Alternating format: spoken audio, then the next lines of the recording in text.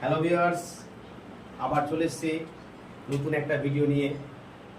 যদি আমাদের ভিডিও ভালো লাগে তাহলে অবশ্যই কমেন্ট এবং শেয়ার করবেন। আজকে আমরা আলোচনা করব সংখ্যা যৌগিক এবং মৌলিক সম্পর্কে কি হবে সেই বিষয়টা নিয়ে বিস্তারিত আলোচনা করব। প্রথমে আমরা বলবো সংখ্যা সাধারণত 0 থেকে 1, 2, 3, 4, 5 অনেক হতে পারে, কিন্তু তাদের মধ্যে কিছু সংখ্যা যৌগিক এবং কিছু সংখ্যা মৌলিক রয়েছে। আবার এমন কিছু সংখ্যা আছে না সেটা যৌগিক হবে না কিছু মৌলিক হবে। তাহলে সেটা খুঁজে আমরা বের করব। প্রথম কথা, যৌগিক সংখ্যা কিভাবে বুঝবো? যে সংখ্যা নিজে এবং 1 দ্বারা বিভাজ্য তাহলে সেই সংখ্যাটা হবে মৌলিক। অর্থাৎ যদি কোনো সংখ্যা দুটি উৎপাদক পাওয়া যায় তাহলে সেটাকে আমরা বলবো মৌলিক সংখ্যা। অথবা বুঝে নিতে হবে যে সংখ্যাটা কেবলমাত্র 1 এবং নিজে দ্বারা বিভাজ্য তাকে আমরা বলবো মৌলিক সংখ্যা। আবার যদি দেখা যায় কোনো সংখ্যা 1 এবং নিজ সংখ্যা ছাড়াও অন্য কোনো উৎপাদক থাকে তাহলে সেটাকে আমরা বলবো যৌগিক সংখ্যা। অর্থাৎ দুটির বেশি উৎপাদক থাকলেই সেটা হয়ে যাবে যৌগিক সংখ্যা। তাহলে প্রথমে দেখে নেব দুই সংখ্যাটা 1 এবং 2 দ্বারা বিভাজ্য। এক্ষেত্রে 2 এবং 1 ছাড়া অন্য কোনো সংখ্যা এই দুই সংখ্যাটাকে ভাগ করতে পারছে না। ফলে এখানে আমরা দুটি মৌলিক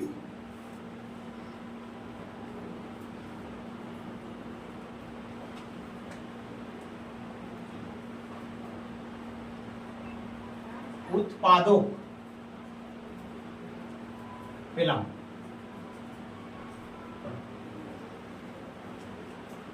তাহলে এখানে 2 হচ্ছে অবশ্যই মৌলিক সংখ্যা।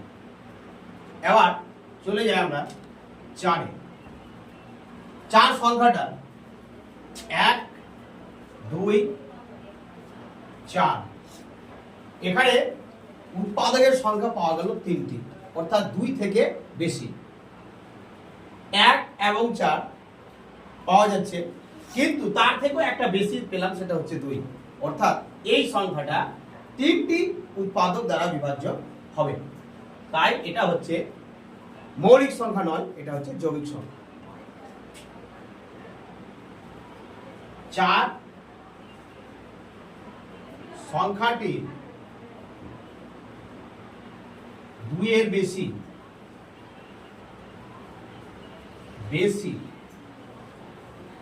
উৎপাদক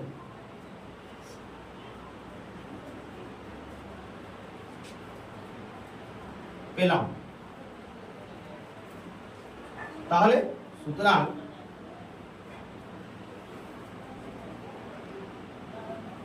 4 একটি যৌগিক সংখ্যা। 2 তাহলে কি হবে? প্রথমে যে 2 সংখ্যাটা ছিল সেটা হচ্ছে মৌলিক সংখ্যা। 2 মৌলিক সংখ্যা। তাহলে আশা করব এখানে যৌগিক এবং মৌলিক সম্পর্কে আমরা বুঝতে পারলাম। তাহলে এখানে সংক্ষিপ্তভাবে আবার বলি, যে সংখ্যাটা 1 এবং নিজে দ্বারা বিভাজ্য হয় সেটা হচ্ছে মৌলিক সংখ্যা।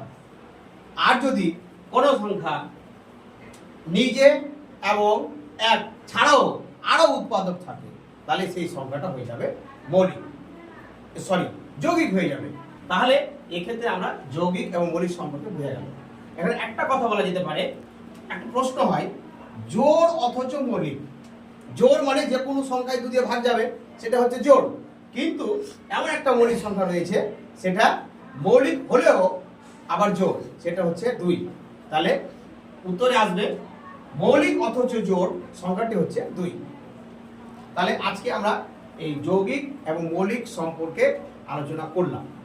পরে আবার নতুন ভিডিও নিয়ে আমি তোমাদের সামনে আসব। যদি আমাদের ভিডিও ভালো লেগে থাকে তাহলে তোমরা অবশ্যই শেয়ার কমেন্ট করবা, অথবা কোনো কিছু জানার থাকলে অবশ্যই কমেন্ট দ্বারা আমাকে জানাবে।